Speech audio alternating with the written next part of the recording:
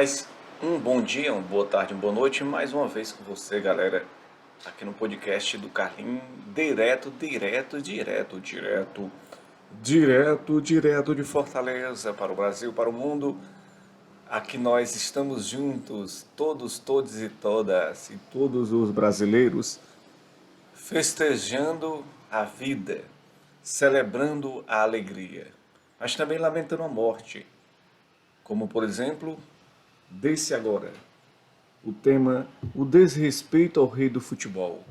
É o tema número 1 desse nosso bate-papo aqui, porque eu queria falar para você sobre isso.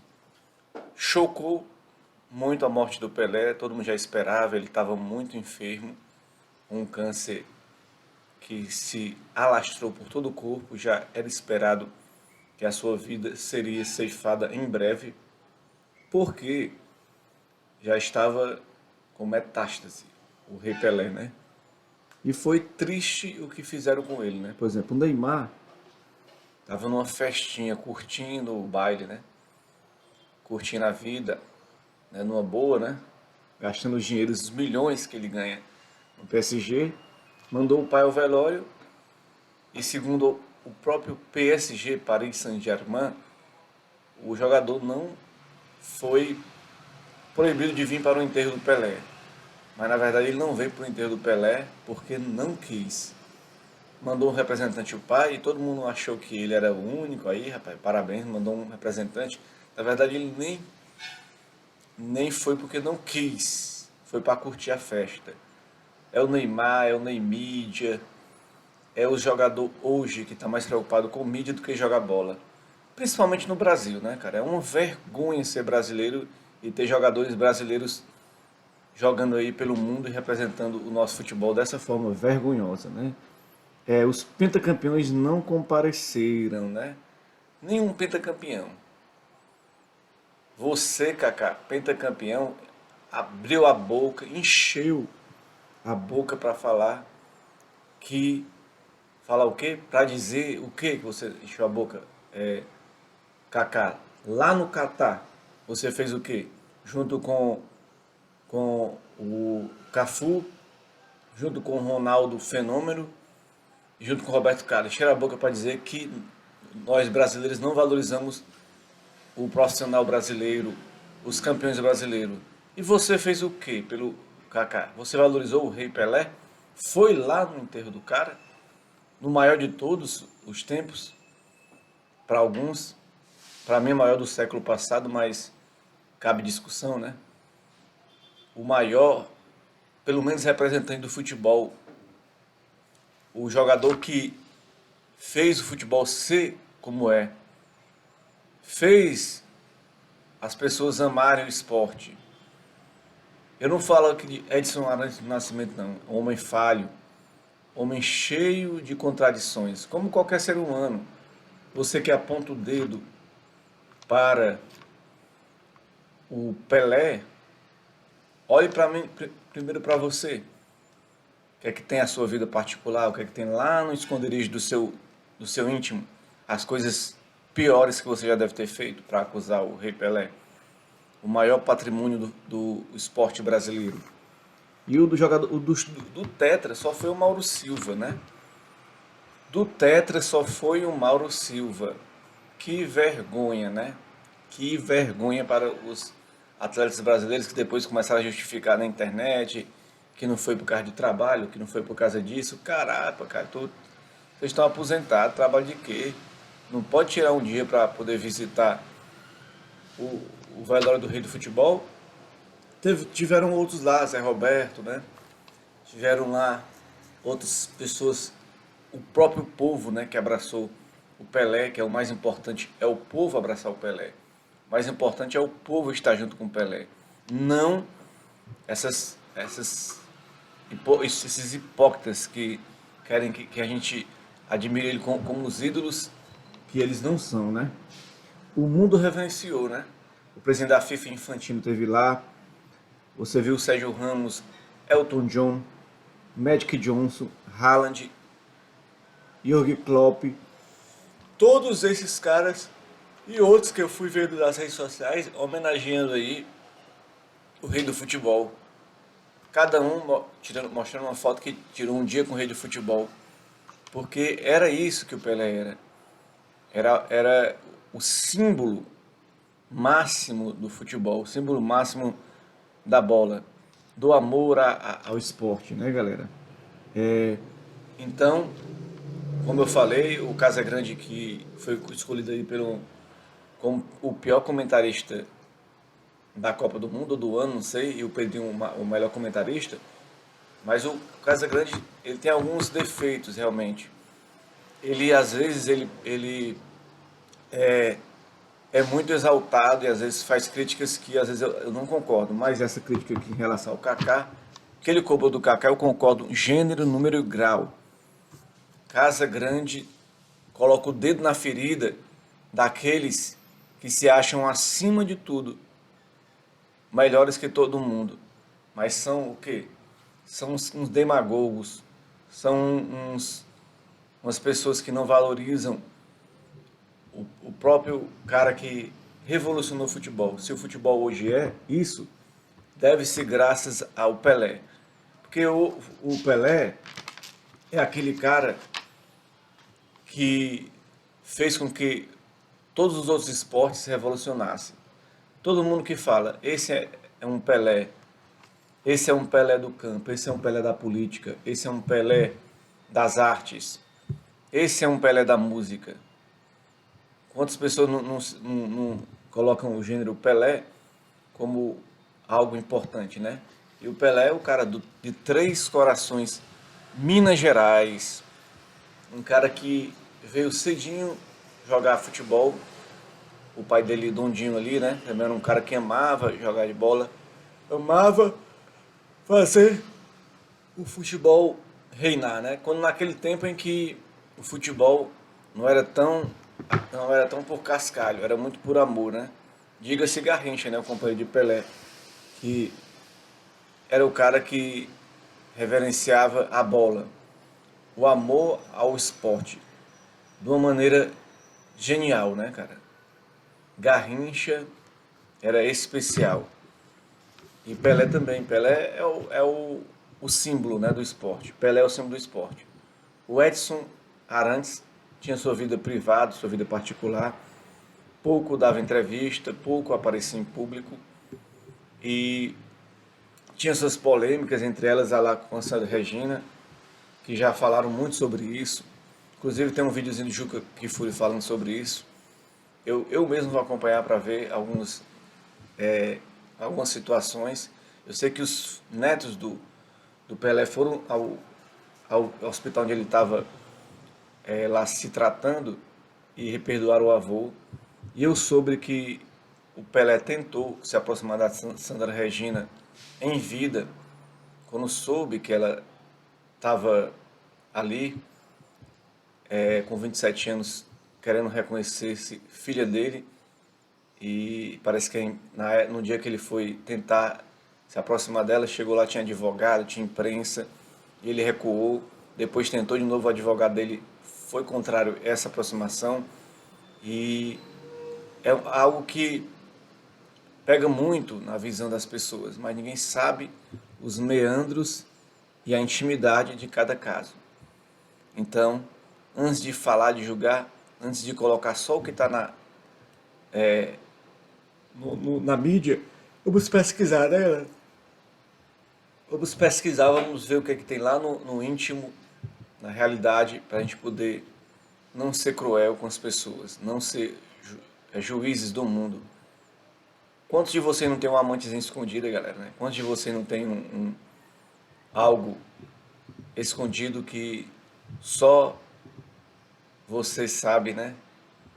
Então a gente não pode julgar e achar que é o Senhor da razão.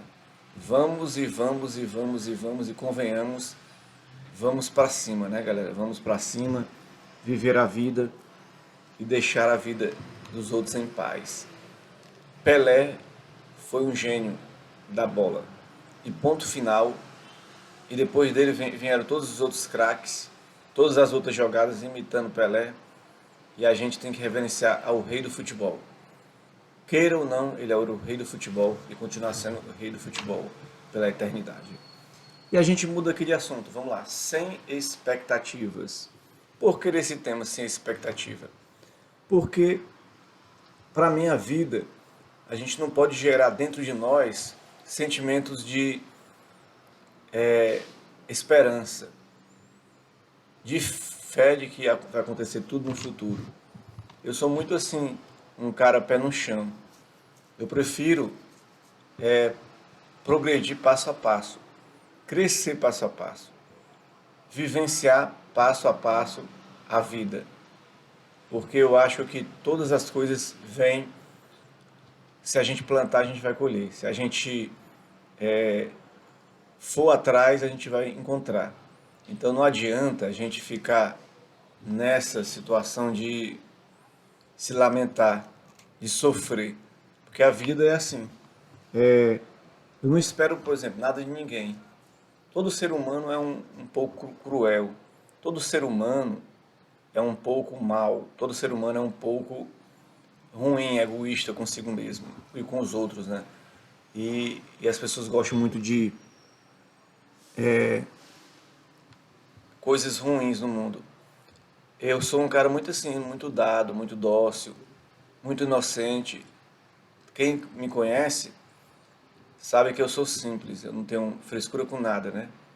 Que eu sou uma pessoa simples demais. Agora eu me estresso muitas vezes que as pessoas se aproveitam da nossa bondade, da nossa integridade, da nossa hombridade para poder tirar onda com a gente, para fazer a gente de palhaço, fazer a gente de otário, fazer a gente de meme. Tem gente que acha que a gente é o bobo da corte da vida delas, né? E elas se aproximam da gente para poder, às vezes, fazer hora com a nossa cara. E às vezes extrair também o néctar, a vivacidade, a luz que temos em nós mesmos, né? As pessoas querem se apropriar disso, querem se aproximar para poder fazer isso e extrair a, a luz que vem da gente, né, cara? Eu me considero um ser iluminado. Considero-me um ser maravilhoso, um ser especial, uma pessoa com qualidades únicas, né? Mas que as pessoas não valorizam, né? Não valorizam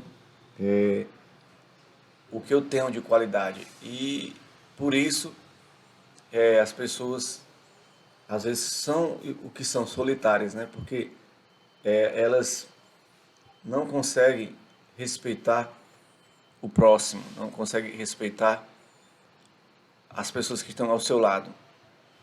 Eu costumo muito trabalhar no turismo, na beira-mar, e às vezes eu trabalho com pessoas, eu tenho muitos contatos, não digo amizade não, colegas, que vão lá onde eu trabalho e ficam lá conversando comigo.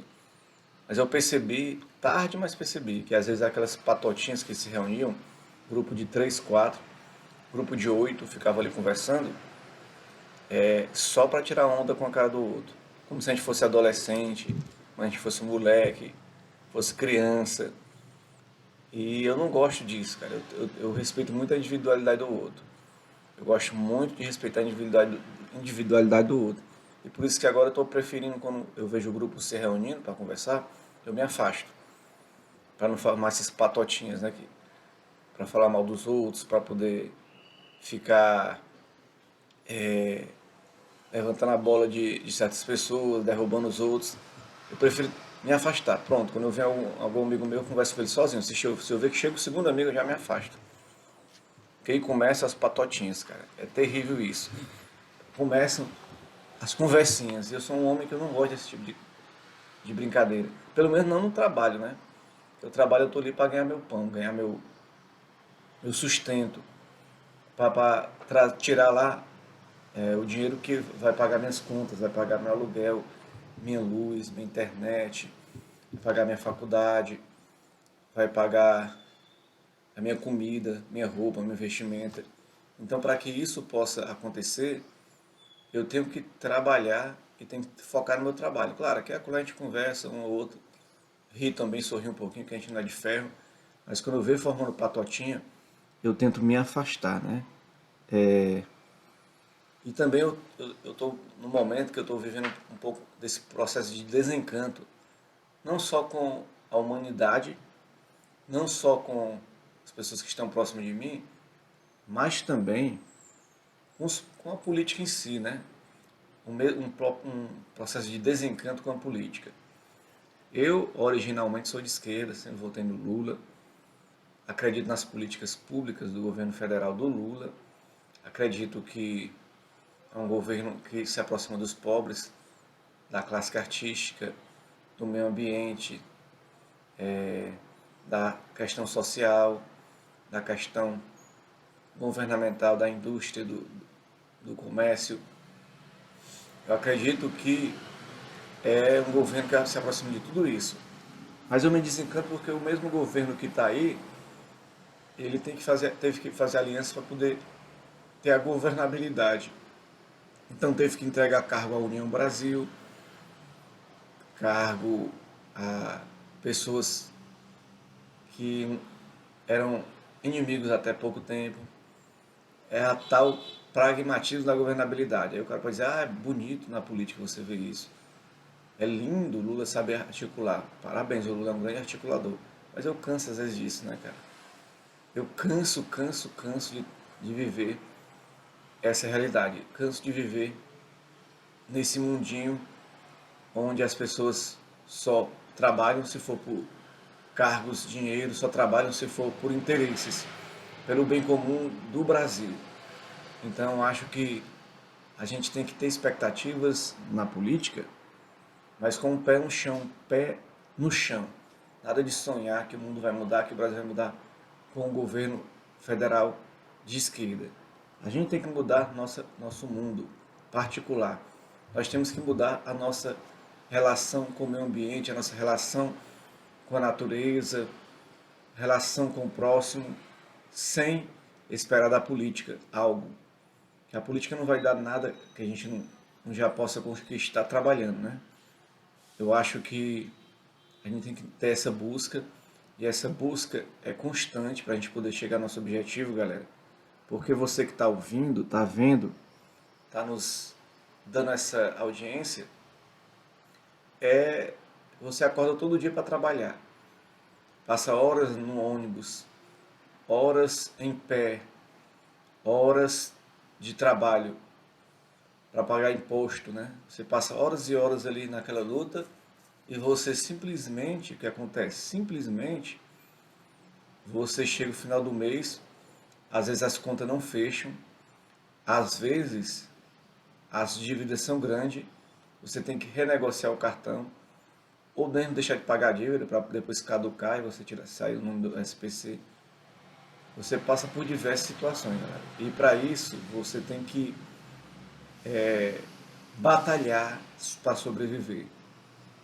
E às vezes os outros herdam dinheiro da família, os outros entram para a política fácil, têm cargos comissionados, vivem comendo na teta do governo, vivem em palácios, em castelos, e você que lutou, que tem uma formação, às vezes tem uma pós-graduação, às vezes tem um doutorado e está aí na amargura, não conseguiu nada concreto, então aí você sofre, chora. Às vezes você queria só um pouquinho no lugar ao sol para poder sobreviver, só um pouquinho. E às vezes você não tem o que pode ter, não tem o que pode obter, mas sempre sofrendo. E qual a expectativa que você pode ter na vida? Qual a expectativa? Por isso que eu sou desencanto, eu sou desencantado. Não significa que eu não trabalhe, que eu não estude, que eu não lute, que eu não acorde todo dia com objetivos. Mas os objetivos têm que ser pragmáticos. Objetivos pragmáticos, sem esperar que as coisas vão cair do céu, que tudo vai mudar de repente. Não, você tem que ser pragmático, trabalhar para que as coisas aconteçam. Porque se você não trabalhar, se você não fizer por onde, as coisas vão continuar do jeito que estão. Não existe essa maré de sorte, de repente tudo vai dar certo. Dá se você trabalhar. Se você estiver preparado, estiver capacitado para que a oportunidade venha. Não tendo expectativa em política, tendo expectativa no ser humano, mas tendo capacidade de acreditar em você mesmo, confiar em você e ir para frente, né? Agora no outro tema, vamos lá. A busca continua. Um sorriso, né? Cara, essa busca por alguém nas redes sociais é cada vez pior, né? É cada vez ladeira abaixo, né? É muito difícil, né, cara, se relacionar com alguém, ter alguém. Principalmente quando você é de uma classe social mais humilde, né? Eu falo essa teoria, eu vou falar daqui a pouco, mas é uma teoria que eu tenho, eu vou já falar. No Tinder, vamos começar falando no Tinder, né?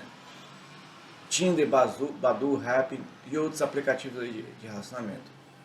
Você encontra cada figura nessas redes sociais. Eu tenho vários match, né? Match é quando alguém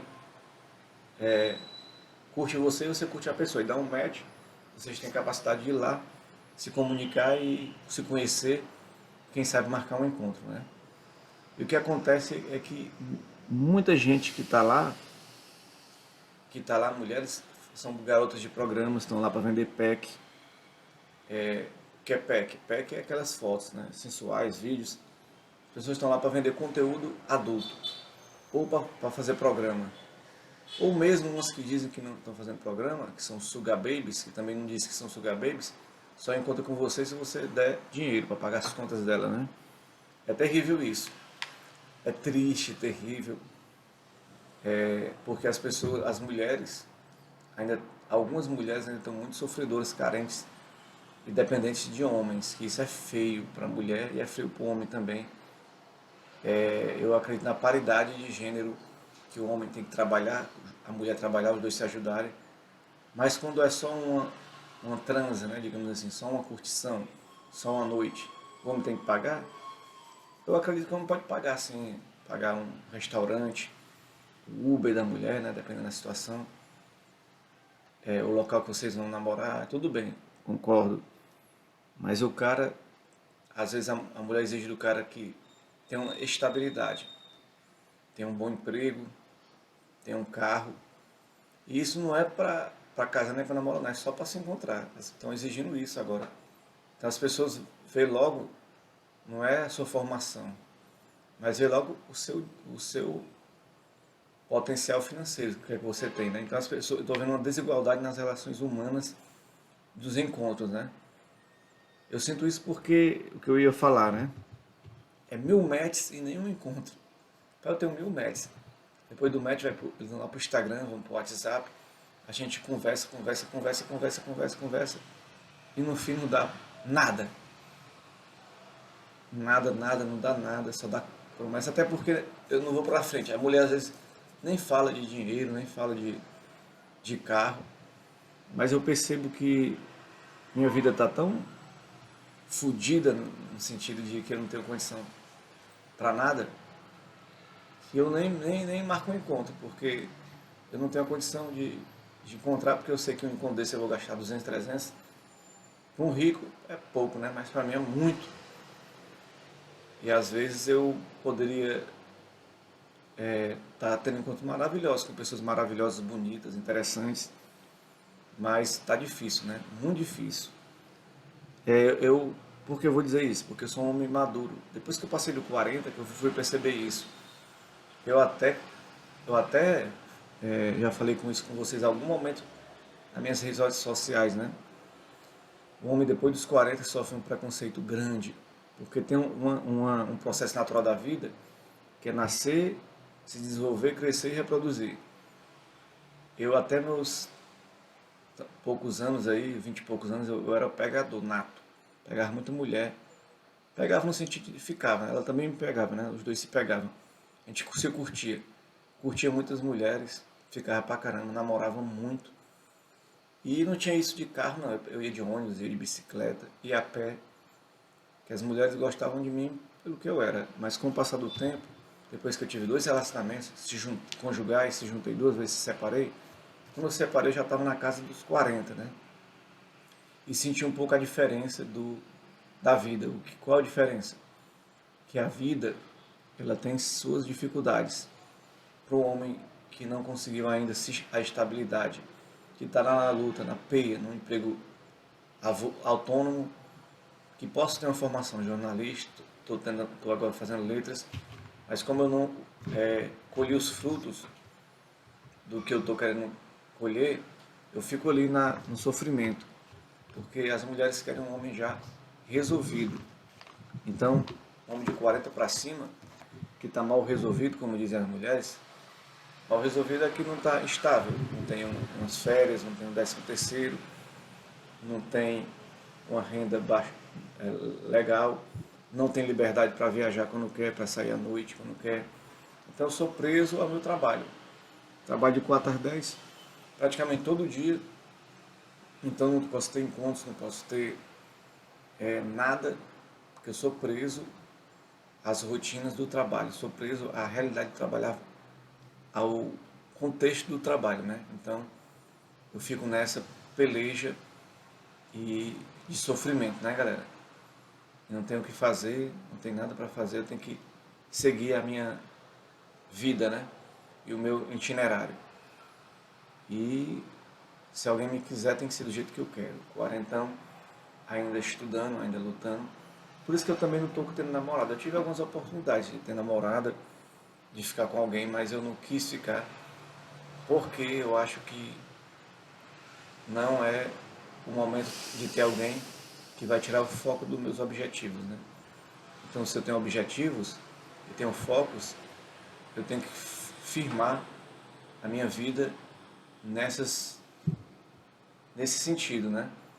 E às vezes uma namorada atrapalha, porque ela suga a sua energia, suga o seu tempo, tem as cobranças, não só dela com você, você com ela, e vice-versa.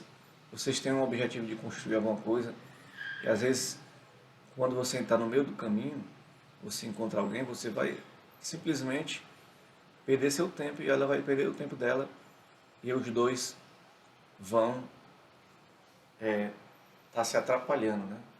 Digamos assim, né? Vão estar atrapalhando um ao outro e vão estar deixando de crescer, deixando de progredir. Só se você pegar uma pessoa na mesma vibe que você, que estude como você, que faça o que você faz também e que possam os dois juntos crescer. Mas se for diferente disso, vai te atrapalhar, né? E a gente vai ter que decidir o que quer na vida, né? E o cabelo preto aqui, ó, tem a barba já branca, né? Preto e branca. Pelo menos combina com o Ceará, né? O time que eu torço do coração. Mas tem a barba branca com preta. E a gente tá nessa, né, galera? Buscando aí um sonho. E nem todas as pessoas que sonham com a gente vão seguir na nossa vida.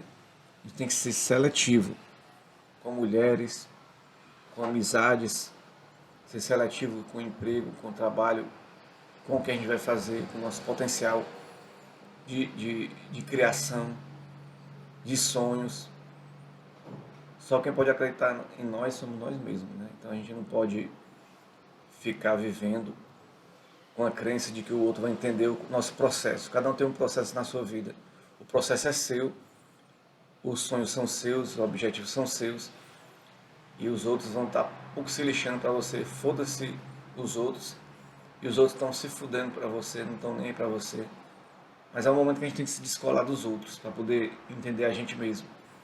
A gente tem que se autoconhecer, se descolar das pessoas. Porque se a gente se aproxima dos outros, a gente tem que também pensar que quando a gente está muito próximo, está pensando igual ao outro, a gente está deixando de pensar o que a gente é mesmo realmente. E os nossos pensamentos têm que valer. O que vale é o nosso pensamento, a nossa cabeça. Ela que vai nos levar para onde a gente quer, para os nossos focos, para os nossos objetivos. Mesmo que as pessoas não acreditem, você tem que acreditar. Mesmo que aquela mulher que você um dia achava que ia construir a vida com você não apareceu, você tem que continuar. Porque não importa quem está ao seu lado agora, o que importa é quem acredita em você. E se ninguém acreditar em você, só você acreditar em você, então você está sozinho nesse mundo. E para que ter companhias que não valem a pena, né? A gente tem que acreditar nas coisas que valem a pena. E por isso, um beijo, um abraço todo especial de mais uma edição desse podcast do Carlinhos. Tchau, tchau, galera. Beijo, beijo.